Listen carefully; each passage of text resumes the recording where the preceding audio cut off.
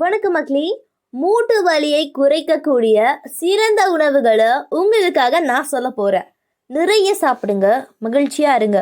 So வாங்க, அது என்னென்ன உணவுகள். அதாவது மூட்டு வலி அப்படின்ற ஒரு பிரச்சனை இப்போல்லாம் சின்ன பசங்களுக்கு கூட வர ஆரம்பிச்சிச்சு. காரணம், சத்தான உணவு இல்லை, எதை எடுத்துக்கணும்னு தெரியல. ஃபாஸ்ட் ஃபுட்டை சாப்பிட்டு சாப்பிட்டு நம்மளும் நோயாளியாக ஆனது தான் அதிகமாகவே இருக்குது. ஸோ மூட்டு வலி அப்படின்றது எல்லா வயதினரும் தொந்தரவு தரக்கூடிய ஒரு விஷயமாவே மாறிடுச்சு. அதிலும் குளிர்காலத்தில் இந்த ஒரு மூட்டு வலி பிரச்சனை கொஞ்சம் கூடுதலாகவே இருக்கும். ஸோ இந்த மூட்டு வலி பிரச்சனைகளை எதிர்கொள்ள அலர்ஜி எதிர்ப்பு பண்புகள் கொண்ட உணவுகளை நம்ம எடுத்துக்கிறது ரொம்பவே நல்லது. இன்றைய காலகட்டத்தில் வயது வித்தியாசம் பார்க்காம வரக்கூடிய இந்த ஒரு மூட்டு வலியை தடுக்கக்கூடிய ஆரோக்கியமான விஷயங்களை பற்றி தெரிஞ்சுக்க போகிறோம். இது போன்ற அப்டேட்ஸ்களை நீங்கள் தொடர்ந்து பார்க்க நம்மளுடைய சேனலை மறக்காமல் சப்ஸ்கிரைப் பண்ணிவிட்டு சைடில் இருக்கக்கூடிய பெல் பட்டனையும் கிளிக் பண்ணி ஆல் அப்படின்ற ஆப்ஷனை செட் பண்ணி வச்சுக்கிட்டீங்க அப்படின்னா நான் போடக்கூடிய தகவல்கள், அற்புதமான விஷயங்கள் உங்களுக்கு நோட்டிஃபிகேஷனோட அடிக்கடி வந்துடும். இப்போ நம்ம ஆரோக்கியமான விஷயங்கள் என்னென்னன்றதை நம்ம தெரிஞ்சுக்க போகிறோம். ஸோ முதல் விஷயம் என்ன சொல்கிறாங்கன்னா, ஒமேகா 3 கொழுப்பு அமிலங்கள், வைட்டமின் டி நிறைந்த சால்மன், காணாங்கெழுத்தி, கொழுப்பு மீன்கள் போன்றவை அலர்ஜி எதிர்ப்பு மருந்துகளாக செயல்படுது. இந்த மீன்களில் பார்த்திங்கன்னா இருக்கக்கூடிய ஒமேகா 3 கொழுப்பு அமிலங்கள் பார்த்திங்கன்னா நம்மளுடைய உடலுக்கு ரொம்பவே நல்லது. இது நோய் எதிர்ப்பு, உயிரணு உற்பத்தி, வீக்கத்தை ஏற்படுத்தக்கூடிய அந்த சைட்டோகைன்களை குறைக்க உதவுது. ஸோ 3 முதல் 4 ounce மீன்களை வாரத்தில் 2 முறை எடுத்து வர்றது நம்மளுடைய உடலுக்கு ஆற்றலையும் நம்மளுடைய மூட்டுக்கு எந்த ஒரு பிரச்சனையும் ஏற்படுத்தாமல் ஆரோக்கியமாக இருக்கலாம் அப்படின்னு சொல்கிறாங்க. அடுத்த விஷயம், நீங்கள் சைவ உணவு உண்பவராக இருந்தால் சோயா பீன்ஸ் போன்றவற்றை எடுத்துக்கொள்ளுங்க. ஏனெனில் சோயா பீன்ஸில் ஒமேகா 3 கொழுப்பு அமிலங்கள் இருக்குது. புரதம், நார்சத்து போன்றவை காணப்படுவதனால இது உங்களுடைய ஆரோக்கியத்திற்கு ரொம்பவே நல்லது அப்படின்னு சொல்கிறாங்க. ஸோ பூண்டு பார்த்திங்கன்னா நம்மளுடைய உடலுக்கு எவ்வளோ ஒரு ஊட்டச்சத்து, அலர்ஜி எதிர்ப்பு பண்புகள் கொண்டு இருக்கும். ஒரு சிலருக்கு பூண்டு கூட பிடிக்காது, அதோடைய வாசனை கண்டாவே ஆகாது. உணவுலேயே ஏதோ சாப்பிட்ருவோம், ஆனால் நம்ம தனியாக எடுத்துக்கிறது முடியவே முடியாது. ஆனால் இந்த சோயா பீன்ஸ், சோயா சங்க்ஸ் இதெல்லாம் இருக்குது பார்த்தீங்களா, இதிலெல்லாம் புரதம் அதிகமாக காணப்படுறதுனால சைவ உணவு உண்பாதவர்களுக்கு பார்த்திங்கன்னா ஆரோக்கியமான ஒரு விஷயமா இது இருக்குது அப்படின்னு சொல்கிறாங்க. அதனால தான் சொல்கிறேன், இந்த சோயா பீன்ஸ் உங்களுக்கு பச்சையாக கிடைச்சாலும் சரி, இல்லைனா சோயா கொட்டைகளாக கிடைச்சாலும் சரி, ஏதோ ஒன்று நீங்கள் எடுத்துக்கிறது உங்களுடைய மூட்டு வலி, மூட்டு வீக்கம் போன்ற பிரச்சனைகளை குறைக்கும் அப்படின்னு சொல்கிறாங்க. அடுத்த விஷயம் பார்த்தீங்கன்னா, பூண்டு அலர்ஜி எதிர்ப்பு பண்புகள் கொண்ட ஒரு மருந்து பொருள் அப்படின்னே சொல்கிறாங்க. இதில் டயால்டிசபைடு என்ற ஒரு பொருள் இருக்குது. இது அலர்ஜி எதிர்ப்பு விளைவு மற்றும் சைட்டோகைன்களுடைய விளைவை குறைக்க உதவுது. மூட்டு வலியையும் குறைக்கிறது அப்படின்னு சொல்கிறாங்க. ஸோ அதனால் பூண்டில் அலிசன் என்ற எதிர்ப்பு பண்புகள் காணப்படுறதுனால உடல் எடையை குறைப்பது முதல் நிறையவே பிரச்சனைகளுக்கு இந்த பூண்டு உதவுறது அப்படின்றத நீங்கள் மறந்துடக்கூடாதுங்க. ஸோ தொடர்ந்து பூண்டு போன்ற முக்கியமான ஒரு காய்கறிகளை நம்ம சாப்பிடணும். அதாவது உங்களுக்கு கேஸ் இருந்தாலும் சரி, வாயு பிரச்சனை மாதிரி கொலஸ்ட்ரால் பிரச்சனை இருந்தாலும் சரி, இந்த மாதிரியான சில விஷயங்கள் உங்களுக்கு ஆற்றும்.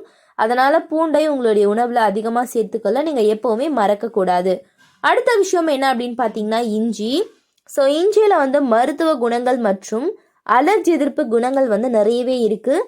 இவை நோயுற்ற நிலைமைகளை சமாளிக்க பெரும் அளவில் உங்களுக்கு உதவுது அப்படின்னு சொல்கிறாங்க. ஸோ அது மட்டும் கிடையாது, இந்த ஒரு இஞ்சி பார்த்தீங்கன்னா உங்களுடைய மூட்டு வீக்கத்திற்கு நிவாரணம் அளிக்கக்கூடிய நிறையவே அலர்ஜி எதிர்ப்பு குணங்களை கொண்டிருக்கிறதுனால உங்களுடைய உடல் நலத்திற்கும் ஆரோக்கியத்திற்கும் இஞ்சி நிவாரணம் அளிக்கும் அப்படின்னு சொல்கிறாங்க. ஸோ அடுத்த விஷயம் என்ன அப்படின்னு பார்த்தீங்கன்னா, நட்ஸ் வகைகள். நட்ஸ் மற்றும் விதைகள் எப்போதுமே நம்மளுடைய ஆரோக்கியத்தில் மிக முக்கியமான பங்கு வகிக்கும், உங்களுக்கே தெரியும். ஸோ நிறையவே நட்ஸ் வகைகள் இருக்குது. அத்திப்பழம், உலர் திராட்சை, பாதாம், முந்திரி பருப்பு, வால்நட் போன்ற உலர் பழங்களாக இருக்கட்டும், எதுவாக இருந்தாலும் நம்மளுடைய உடலுக்கு ஒமேகா 3 கொழுப்பு அமிலங்கள் மட்டும் கிடையாது, அத்தியாவசிய எண்ணெய்கள் நிறைஞ்சு காணப்படுது. அக்ரூட் பருப்புகள், பாதாம், ஆளி விதைகள், சியா விதைகள், பைன்கட்டைகள் போன்றவை எல்லாமே கூட உங்களுடைய மூட்டு மற்றும் இணைப்பு திறப்பு பிரச்சனைகள்லேருந்து நிவாரணம் அளிக்கிறது அப்படின்னு சொல்கிறாங்க. அதனால் இந்த மாதிரியான விஷயங்களை நம்ம அடிக்கடி எடுத்துக்கணும். நீங்கள் காலை, மாலை, இரவு அப்படின்லாம் பார்க்காதீங்க. எப்போவுமே உங்களுக்கு சாப்பிடணும் இருந்துச்சு, இந்த மாதிரியான உலர் பழங்களை வாங்கி சாப்பிட்டு வாங்க, ரொம்பவே ஆரோக்கியமாக இருக்கும். அடுத்த விஷயம் என்ன அப்படின்னு பார்த்தீங்கன்னா, ஆப்பிள், கிரீன்பெர்ரி மற்றும் இந்த பாதாமி பழங்கள் உங்களுடைய மூட்டு வலிகளை போக்கும். ஸோ ப்ளூபெர்ரி போன்ற ஆன்டி ஆக்சிடென்ட்கள் நிறைந்த ஒரு முக்கியமான ஒரு விஷயங்களை நீங்கள் எடுத்துக்கணும். இவை உங்களுடைய உடலுக்கு தீங்கு விளைவிக்கக்கூடிய ஃப்ரீ ரேடியேட்டர்களிலிருந்து செல்களை பாதுகாக்க உதவுது, அலர்ஜியை மேலும் குறைக்கிறது அப்படின்னு சொல்கிறாங்க. ஸோ இந்த மாதிரியான பெருவகைகள் உங்களுடைய இதய ஆரோக்கியத்திற்கு முக்கியம் அப்படின்றத எப்போவுமே நீங்கள் மறக்கக்கூடாது. உங்களுடைய இதயத்திற்கு ஆரோக்கியத்தை அள்ளி தரக்கூடிய ஒரு விஷயமா இந்த மாதிரியான ப்ளூபெர்ரி, பிளாக்பெர்ரி, ஸ்ட்ராபெர்ரி இந்த 3 பெரி வகைகளும் ஆன்டி ஆக்சிடென்ட் நிறைந்தது அப்படின்றத நீங்கள் எங்கே கேட்டாலும் சொல்லணும். ஏன்னா அவ்வளோ ஆன்டி ஆக்சிடென்ட்கள் நம்மளுடைய உடலுக்கு தேவையான விஷயங்கள்லாம் இதில் அடங்கியிருக்கு அப்படின்னு சொல்கிறாங்க. ஸோ அடுத்த விஷயம் என்ன அப்படின்னு பார்த்தீங்கன்னா ஆலிவ் எண்ணெய். ஸோ ஆலிவ் எண்ணெயில் பார்த்தீங்கன்னா ஓலியோகாந்தல் இருக்குது. இது வீக்கத்திலிருந்து நிவாரணம் அளிக்க உதவுது. இதை நீங்கள் உணவில் சேர்த்துக்கணும் அப்படின்றது அவசியம் கிடையாது. ஆனால் நீங்கள் மூட்டு வலிக்கும் போது இதை நல்லா சூடு பண்ணிவிட்டு ஒத்தடம் கொடுக்கறதோ நீங்கள் நீவி விடுறதோ பண்ணிங்கன்னா ரொம்பவே நல்லது. ஸோ சில தேக்கரண்டி ஆலிவ் எண்ணெயை சமைப்பதற்கும் சாலட்களில் இந்த எண்ணெயை நீங்கள் பயன்படுத்தி வரலாம். ஸோ முழங்காலுடைய ஆரோக்கியத்திற்கு நன்மை அளிக்கக்கூடிய ஒரு விஷயம் இந்த ஆலிவ் எண்ணெயில் இருக்குது அப்படின்னு சொல்கிறாங்க. ஸோ கண்டிப்பாக ஆலிவ் எண்ணெயை நீங்கள் சமையலுக்கு பயன்படுத்துறதுனால எந்த ஒரு பிரச்சனையும் உங்களுக்கு வரப்போகிறது கிடையாது.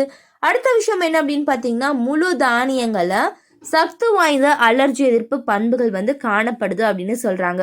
நிறையவே தானியங்கள் நம்மளுடைய முன்னாடி இருக்கிறப்போ நம்ம அதெல்லாம் ஒன்று கூட எடுத்துக்கிறது இல்லை. கேழ்வரகு, கம்பு, சோளம், கோதுமை, அதுக்கப்புறம் நிறையவே இருக்குது. பச்சை பயிறு, கொண்டை கடலை, இந்த மாதிரியான பயிர் வகைகள் எல்லாமே நம்மளுடைய அன்றாட ஒரு உணவுகளை நம்ம எப்பவுமே சேர்த்துக்கணும் அப்படின்னு சொல்கிறாங்க. இதய நோய், நீரிழிவு நோய், மூட்டு வலி ஆகியவற்றை முழுமையாக போக்கக்கூடிய தானியங்கள் எல்லாமே நம்ம அடிக்கடி எடுத்துக்கிறது ரொம்பவே நல்லது. ஸோ அடுத்த விஷயம் என்ன அப்படின்னு பார்த்தீங்கன்னா, குறைந்த கொழுப்புள்ள பால் பொருட்களான பால், சீஸ் மற்றும் தயிர் ஆகியவற்றில் கால்சியமும் வைட்டமினும் நிறைந்து காணப்படுது. இது உங்களுடைய எலும்பு வலிமையை அதிகரிக்க உதவுது அப்படின்னு சொல்கிறாங்க.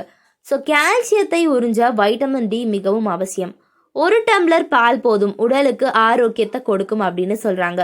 ஸோ பிராகோலி மற்றும் கீரை போன்ற பச்சை காய்கறிகளில் வைட்டமின்கள், தாதுக்கள், ஆன்டி ஆக்சிடென்ட்கள் மற்றும் இரும்பு சத்து இதெல்லாம் அதிக அளவில் இருக்குது அப்படின்னு சொல்கிறாங்க.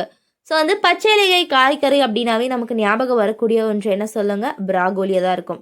ஸோ சாலட்டுகளில் அதிகமாக பயன்படுத்தக்கூடிய இந்த ஒரு பிராகோலியில் பார்த்தீங்கன்னா சல்ஃபோராஃபைன் எனக்கூடிய கலவை எலும்பு வளர்ச்சியை தடுத்து, பச்சை இலை காய்கறிகளில் பார்த்தீங்கன்னா கேம்பெரால் என்ற ஆன்டி ஆக்சிடென்ட் நிறைந்து காணப்படுறதுனால இது முடக்குவாதத்துடன் தொடர்புடைய அலர்ஜி பண்புகளை குறைக்க உதவுது அப்படின்னு சொல்கிறாங்க. அதனால உங்களுடைய எலும்புகளை ஆரோக்கியமாக வச்சுக்கணும் அப்படின்னு சொன்னால் இந்த மாதிரியான விஷயங்கள் தேவை. இது மூட்டு வலியிலேருந்து நிவாரணமாகவும் நம்ம பயன்படுத்தக்கூடிய ஒவ்வொன்றும் நம்மளுடைய உடலுக்கு நல்லது அப்படின்னு சொல்கிறாங்க. இது போன்ற தகவல்களை தொடர்ந்து கேட்க நம்மளுடைய சேனலை மறக்காமல் சப்ஸ்கிரைப் பண்ணிக்கோங்க. நன்றி, வணக்கம்.